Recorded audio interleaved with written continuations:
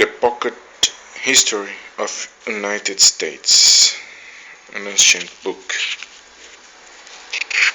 Yeah, the beginning. Out of the flesh, out of the minds and hearts of thousand upon thousand common men, cranks, martyrs, starry-eyed enthusiasts, slow-spoken neighbors, hard to push around, women whose hands were gentle with their kids, and men with a cold passion for mere justice.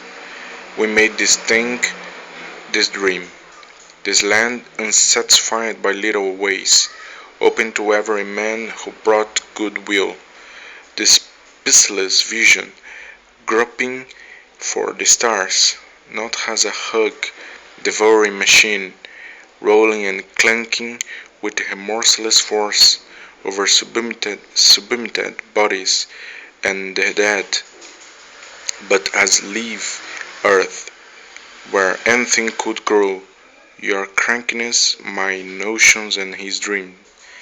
Grow and be looked at, grow and live or die, but get their chance of growing in the sun. We made it, and we make it, and it's ours. We shall maintain it, it shall be sustained. Stephen Vincent Benet, listening to the people. Now, the preface. Preface. Here. Preface. America emerged out of obscurity into history on some 4 centuries ago. It is the newest of great nations, yet it is in many respects the most interesting. It is interesting because its history recapitulates the history of the race, telescopes the development of social and economic and political institutions. It is interesting because upon it have played most of those great historical forces and factors that have molded the modern world: imperialism, nationalism, immigration, industrialism, science, religion, democracy, and liberty, and because the impact of these forces upon society is more clearly revealed in its history than in the history of other nations. It is interesting because, notwithstanding its youth, it is today the oldest republic and the oldest democracy and lives under the oldest written constitution in the world.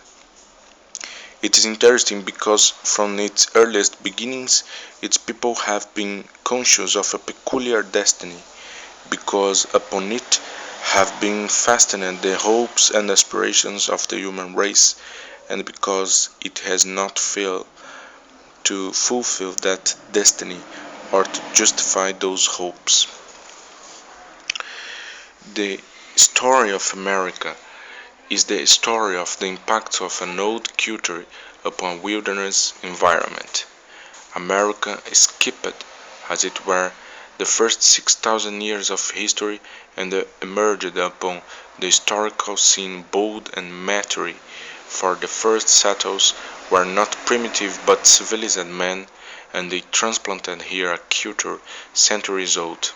Yet the New World was never merely an extension of the old.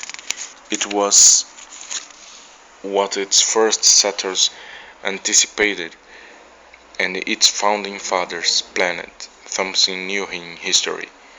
For the unconquered wilderness, confronting the pioneer from the Atlantic to the gleaming Pacific, profoundly modified inherited institutions and the intermixture of peoples and of races modified inherited cultures. America became the most ambitious experiment ever undertaken in the intermingling of peoples, in religious toleration, social equality, economic opportunity, and political democracy. European historians and travelers, admitting readily enough the substantial virtues of the American people, long insisted that American history was colorless and prosaic.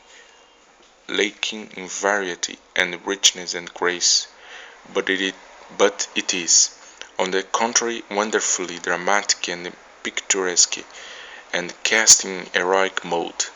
There is no parallel in modern history to the drama of the swift expansion of a small and feeble people across a continent, the growth of a few struggling colonies into the most powerful of nations.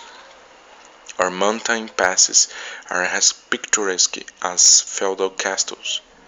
Our town meetings as majestic as royal courts. The swarming of peoples into the interior is as exciting as the expansion of the Normans or the Saracens, and our national heroes, Washington, Jefferson, Lincoln, can stand in comparison with the heroes of any other people.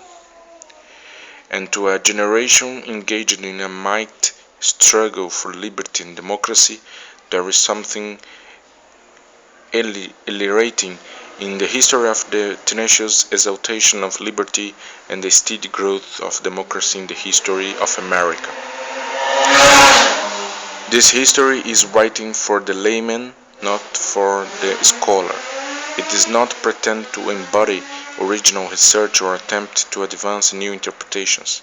It is designed to meet the need for a short narrative history of the American people, much that the author would have wished to include.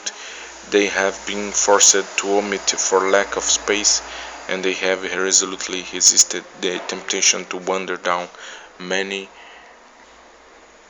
uninteresting bypaths of political, military, and cultural history, to recreate forgotten figures, to engage in fascinating controversies. They have not conceived American history to be primarily political or economic, or as a series of problems, but as the history of the evolution of a free society. If there is a theme, it is that implied in the title, the development here of a people intelligent enough to want freedom and willing to work for it and to fight for it. Alan Evans, Henry Steele Commager. The Chapter 1. The Planting of the Colonies. Natural Features of North America. The history of English settlement in America began on a beautiful April morning in 1607, when three storm-beaten ships of Captain Christopher Newport anchored near the mouth of Chesapeake Bay, sending ashore men who found far meadows and goodly tall trees, with such fresh waters as almost ravished them to see. With these ships were George Percy, the active, handsome son of the Earl of Northumberland, and Captain John Smith. Percy records how they found Noble's Forest, the ground carpeted with flowers, fine strawberries, 4 times bigger and better than ours in England, oysters, very large and delicate in taste, much small game, stores of turkey nests, and many eggs, and an Indian town where the savages brought them corn bread and tobacco smoked in clay pipes with copper bowls. For a time this first experience in Virginia seemed enchanting. Percy's observations describes the delight of the newcomers in the richly colored birds, the fruits and berries, the fine sturgeon, and the pleasant scenery. But this brave narrative, full of a wild poetry, ends in something like a shriek, for he tells how the Indians attacked the settlers, creeping on all fours from the hills like bears with their bows in their mouths; how the men were seized by cruel diseases such as Williams fluxes, burning fevers, and how many died of sheer famine, their bodies trailed out of their cabins like dogs to be buried. The planting of a new nation in America was no holiday undertaking. It meant green, dirty, toilsome, dangerous work. Here was a great shaggy continent, in its eastern third covered with pathless forests, its mountains, rivers, lakes, and rolling plains all upon a grandiose scale. Its northern stretches fiercely cold in winter, its southern areas burning hot in summer, filled with wild beasts, and peopled by a warlike, cruel, and treacherous people still in the stone age of culture. In many respects it was a forbidden land.